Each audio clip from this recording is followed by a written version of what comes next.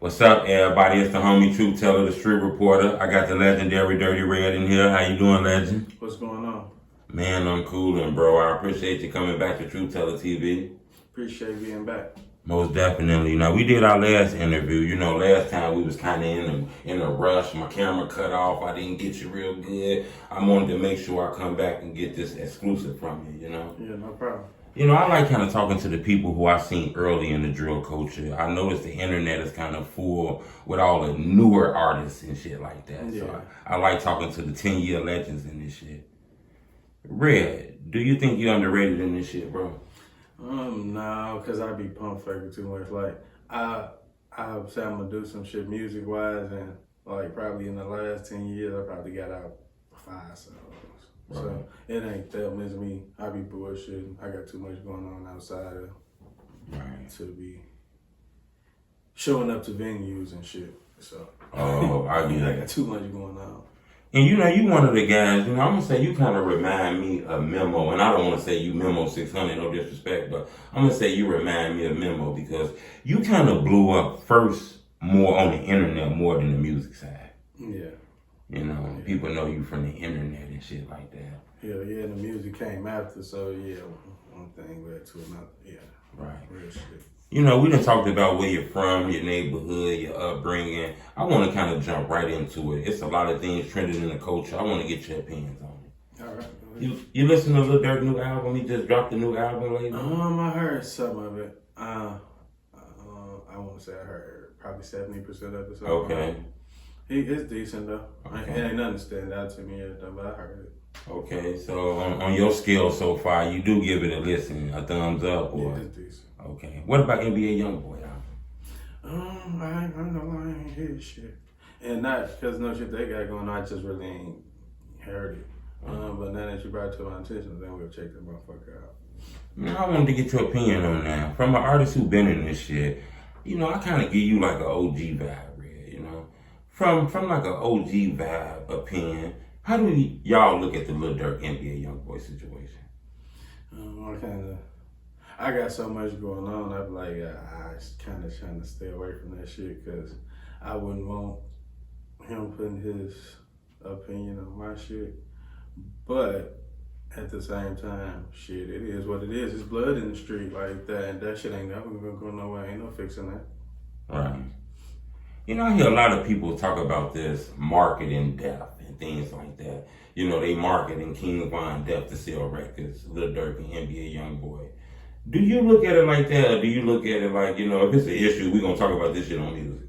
If it's an issue, it's an issue, right? Like, see, you can't look at it as they marketing his death because it's a real issue. It's a real life problem, and it's coming out in the music. Now, shit, if it helps them in a positive way, then shit, so be it. But it's a real situation, so I would never look at it as they using it to big up their careers because I don't think it's that. Right. I get it, you know, I see this trending all on the internet, you know, it seemed like the whole world watching and things like that. You was involved in beef on the internet early in your career with like Young Pappy and PBG and that area and things like that.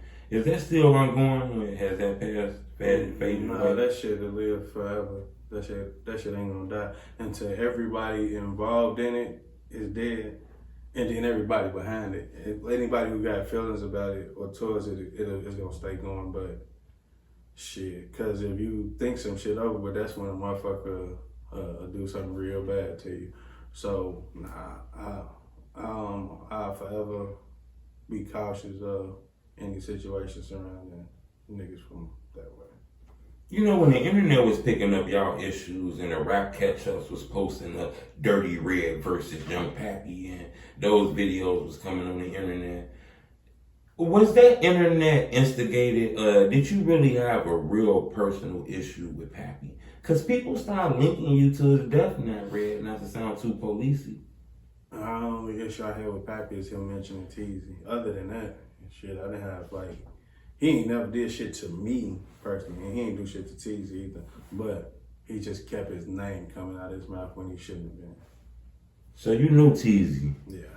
Oh. Hell yeah. That was one of the people that Pappy used to diss in his music. Yeah. His real name is Cortez Reed. Mm. And yeah, Pappy just kept on. I don't know what dude had going on, but he just kept on talking about shit that had nothing to do with him. You know, Red, I don't want this next question I ask to come off as coppish, but I am going to ask you this. Where did the whole dirty red behind Young Pappy death come from? Chicago World News. Right. I asked you that last time. Chicago You did say Chicago World. Chicago World News, them PBG top killer videos. He was Right. putting out. That's where that shit came from. Right. Yeah. Name dropped you in that infamous video about all the killers in the city. Yeah. Did you have people at your door and shit like that? People was looking for you after that video was dropped. Yeah, I didn't have nobody at my door because they know where my door was at. But I mean, I never had no real life in person tension about that shit. Like, it's always been over the internet, a nigga woofing. Like, I went over there physically and walked through that shit for 20 minutes on live and still didn't have not one conversation with nobody over there. And can't nobody over there say they didn't know I was over there because they all knew. I probably knew at like 11 o'clock. But I sent messages to the niggas at 9 o'clock because they was like, well, shit. And then when I left, Tay Savage when recorded the video of him walking through the alley of the building in the front of that. I was like, bro, that shit dumb, bro. Like, what the fuck you talking about? Yeah, I just walked through y'all whole neighborhood, danced on y'all block, smoked the blunt on y'all porch, and you motherfuckers come out when I leave talking about y'all outside and y'all walking through y'all own alley. After that, I didn't take that ass serious no more. When I think about it though, truth, that was probably one of the dumbest things I ever did in my goddamn. Like, I was like, that's dangerous. When I went home, I'm like, what if a motherfucker would have just opened one of the windows and like, fact. I don't know where the fuck it came from, which window to shoot back at her. But shit, you know, I was being reckless, but shit, I made it out of this shit, so fuck them, man, and the weak ass neighborhood. Yeah, they had you in that mode at that moment, man. You know, not to stay on this, but did you catch any real backlash from them top killer videos? Because not only, you know, did it have you behind Pappy death, you know, it's videos that tried to link you to Zach death. Besides, like, we spoke about this in last the time. streets, I didn't catch no backlash. I got questioned twice by the police. Also, the police did question you. Yeah, and then the police went and pulled my little brother out of Stateville and questioned him about the Zach shit too. Other than that, ain't too much really come from it. Like, it's all of that shit is he said, she said, who shot Paul type shit. Right. So.